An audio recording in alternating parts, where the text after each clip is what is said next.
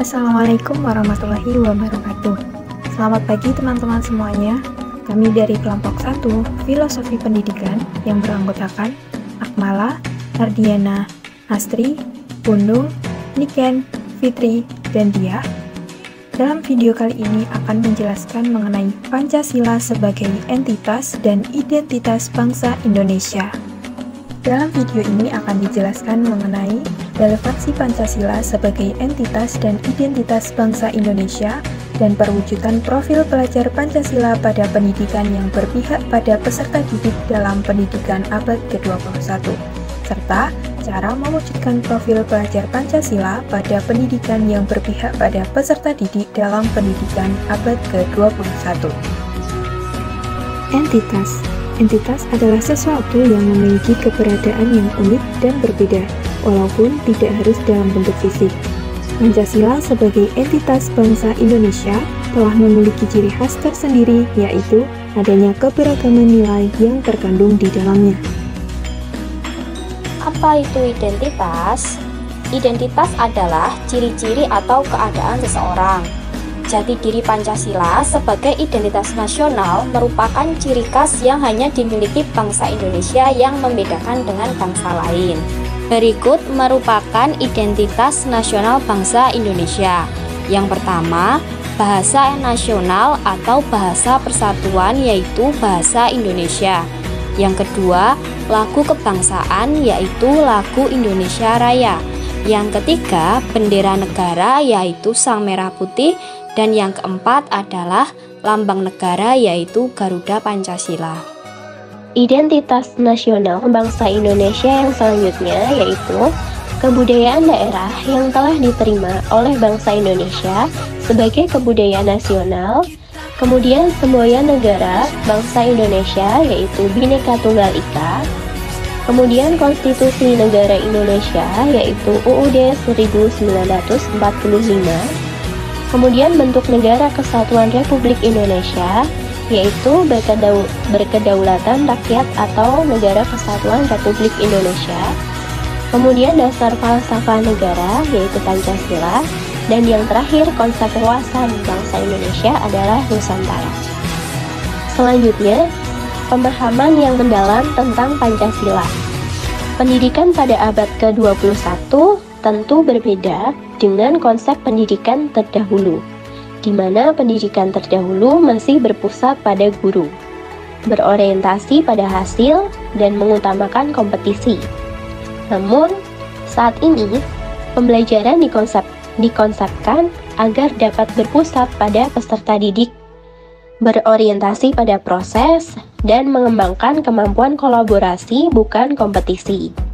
Untuk mengimbangi perbedaan tersebut, maka dapat diwujudkan melalui profil pelajar Pancasila.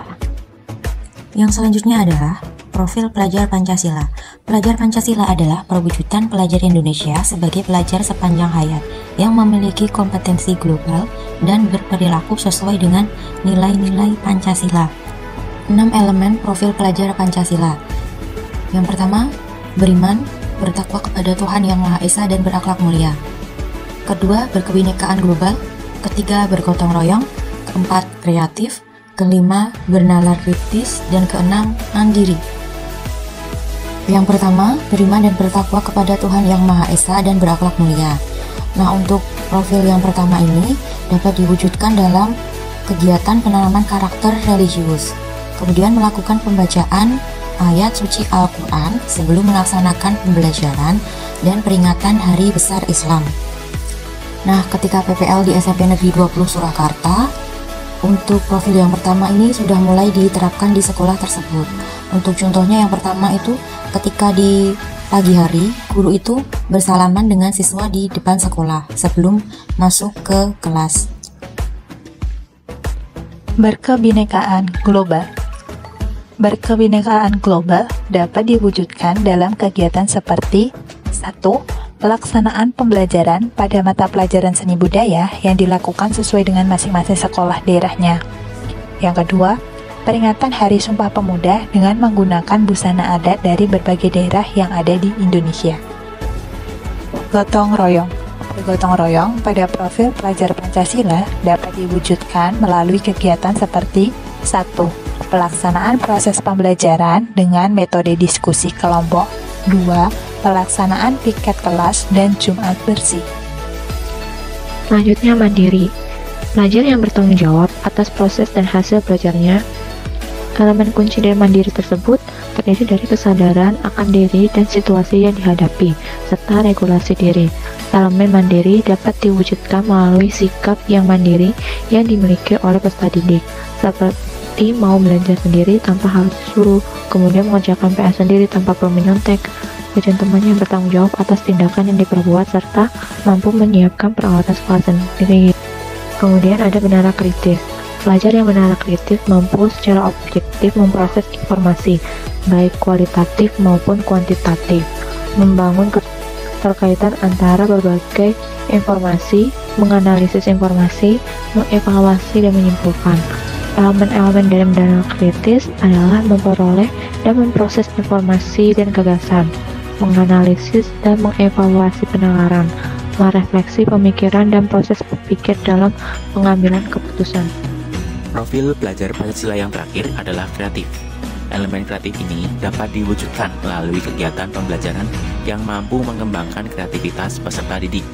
Pengembangan kreativitas peserta didik ini bertujuan agar peserta didik mampu mengekspresikan dan mengembangkan diri mereka, serta mampu menghadapi berbagai tantangan di tengah era globalisasi yang cepat.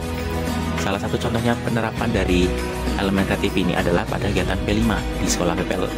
Saya kemarin di SMP Negeri 19 mengambil tema gaya hidup berkelanjutan, di mana pada kegiatannya peserta didik ini diberikan kesempatan atau kegiatan yang mendukung untuk mengembangkan kreativitas mereka seperti pembuatan poster, terus video layanan masyarakat, lalu daur ulang sampah menjadi kompos, dan juga daur ulang sampah anorganik menjadi suatu kerajinan yang bermanfaat. Profil pelajar Pancasila mencerminkan komitmen peserta didik untuk menjadi warga negara yang bertanggung jawab, berintegritas tinggi, dan berkontribusi pada pembangunan dan kemajuan bangsa Indonesia, sesuai dengan prinsip-prinsip moral dan sosial yang mendasari Pancasila. Sekian presentasi dari kelompok kami, kurang lebihnya mohon maaf. Wassalamualaikum warahmatullahi wabarakatuh.